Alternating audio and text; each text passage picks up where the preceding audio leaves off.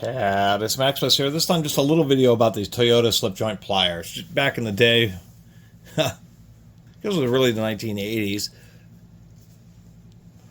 and earlier, with the exception of some more modern vehicles. But a lot of vehicles used to include little basic tool sets. You know, back in the carbureted day, that way if you had a loose hose clamp or something like that. But engine bays and cars gotten so complicated that they really don't include little tools anymore. But it was nice in the day when they did. And companies like Toyota, these happen to be some Japanese-made, just general purpose 5-inch slip joint pliers, were actually halfway decent or righteous little hand tools. It was a little bonus for buying the vehicles. You'd actually got a few decent tools. We do have the obligatory, this is what's known as a prevailing torque nut, where they stamp it, so it's kind of like a lock nut. But it doesn't rely on like an external nylon, embedded nylon lock washer.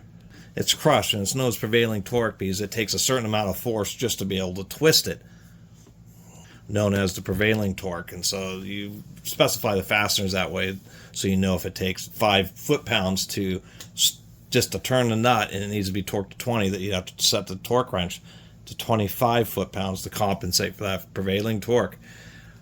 Enough about that.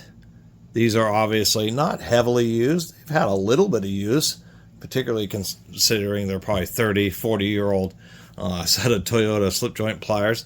Do you like the texturing here?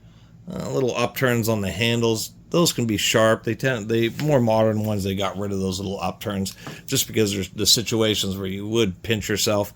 As far as, squeezing and trying to feel any flex in the handles, these are obviously forged and halfway decent. I mean, I have a more modern set.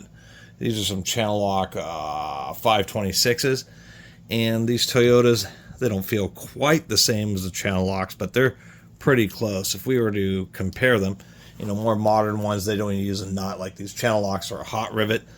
I guess if we get these right next to each other, the more modern channel locks maybe have just a little bit more meat around the edge of the jaws. We can see that one of the ubiquitous inclusions of these bypass cutters, it's like a standard. Very few slip joint pliers do not have the set of bypass cutters.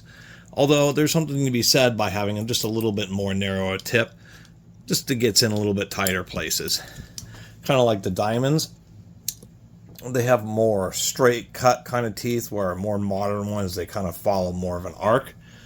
But they are pretty aggressive, Not a lot else to say besides them just documenting kind of random, more rare tools and a set of Toyota flip joint pliers.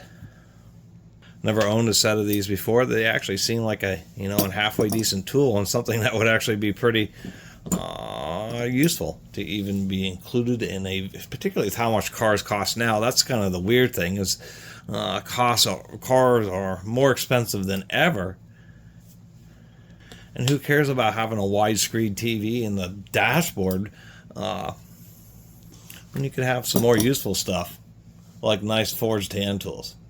Anyway, thanks for watching. See you next time.